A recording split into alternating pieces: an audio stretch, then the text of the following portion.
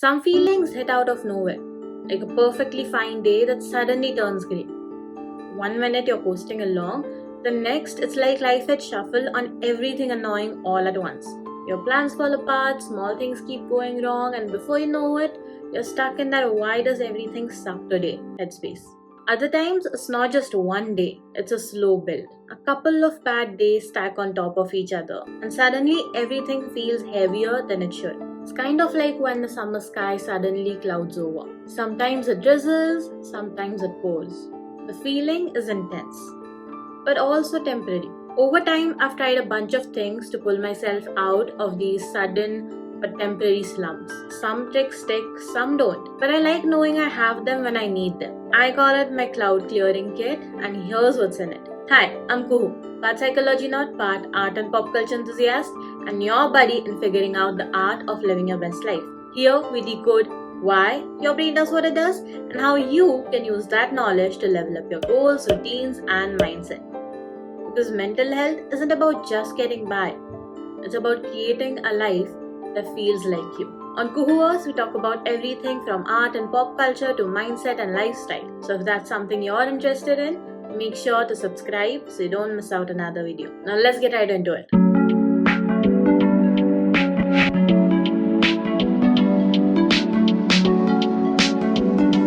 Starting with the infamous classic, sleep on it. At one point, I had wholeheartedly accepted sleeping on the minor inconveniences. Not like napping during the day, but more like instead of ruminating on your thoughts at night, I'd prefer to just drift off to sleep. This worked for me for a while, but then it didn't. I soon realized that not all problems feel better after a good night's sleep. Some things remain with you.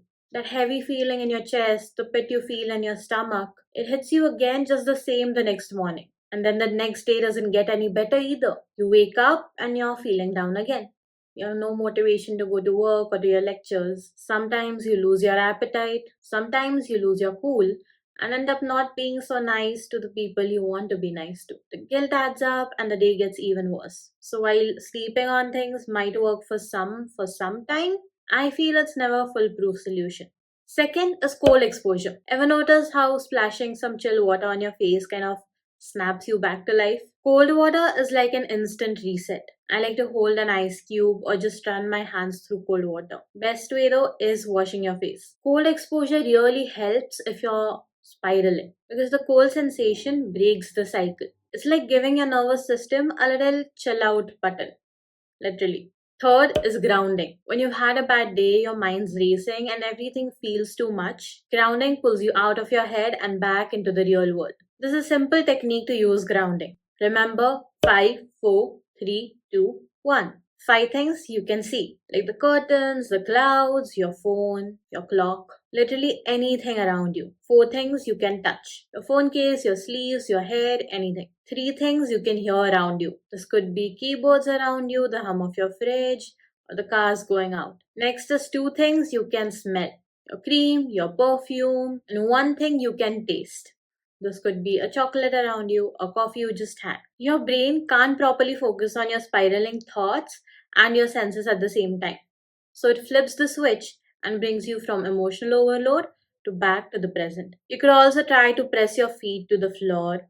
Feel the weight, like really feel it. It's wild how something that simple can help you get back in touch with the present. Using different textured rugs at your home can also be a way of going about it. Or even just grabbing something with a little bit of texture, like a can of cold drink or something that's slightly rough. And focusing on that feeling can help you stop spiraling and bring you back to the present. Fourth is box breathing. I've said it before and I'll say it again. Breathing techniques and meditation are the absolute best. I've explained the box breathing method multiple times before, but just to go over it quickly, breathe in for 4 seconds, hold your breath for 4 seconds, and let it out for 4 seconds. So as you count from 1 to 4, breathe in, hold, and release the breath. Repeat this for about 3 to 5 rounds. 5.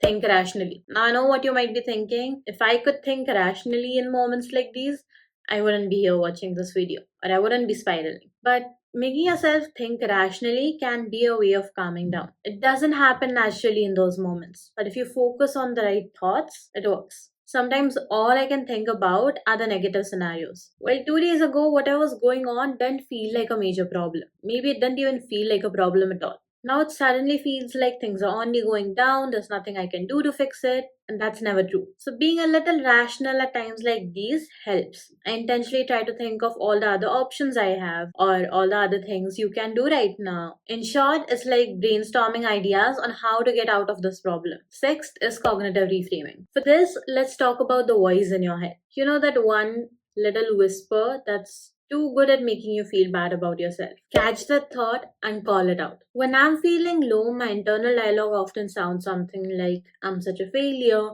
nothing ever works out for me, or why am I even trying? So take that thought, challenge it. Seriously cross examine the thought. I like to ask questions like, is this actually true or is it just something I'm feeling right now? What's the proof?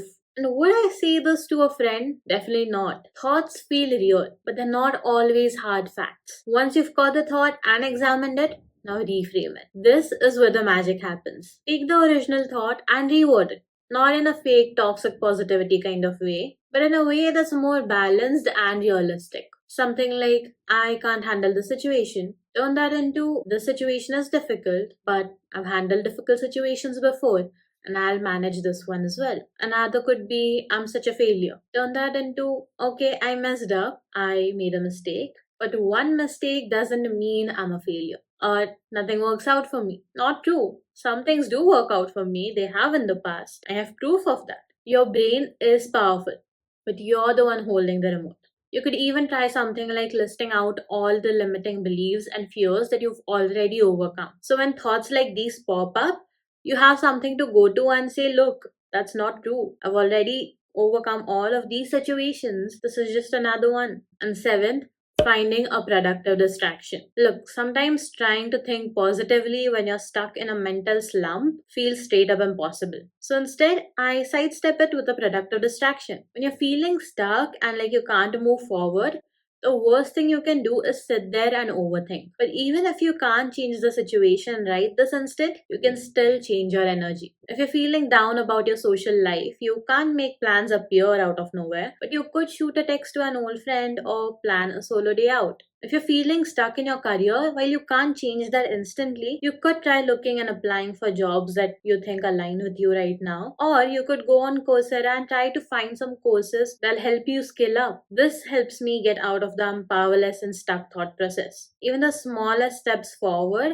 can give you a little bit of that dopamine boost that helps you go from just getting through the day to feeling good about the day. Sometimes it's not about fixing everything right now immediately. It's about proving to yourself that you're not stuck, you're still moving ahead. Waiting for the blues to pass feels endless, but making even a small change makes me feel like I'm in control.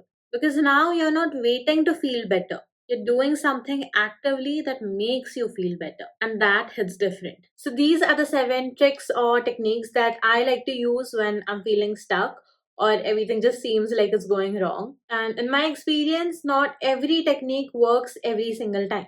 One technique works in one situation, another at another time. So, it's really just up to you to see which feels right for you and what feels right in the moment to help you get out of that stuck feeling and feel better again. I hope you enjoyed this video and found this video helpful. If you did, don't forget to like, share, and subscribe for more videos like this. You can also find me on other platforms like Instagram at the rate Kuhuverse. And do let me know if you've tried any of these techniques before or you plan on trying any technique in the future. But now, I'll see you next week.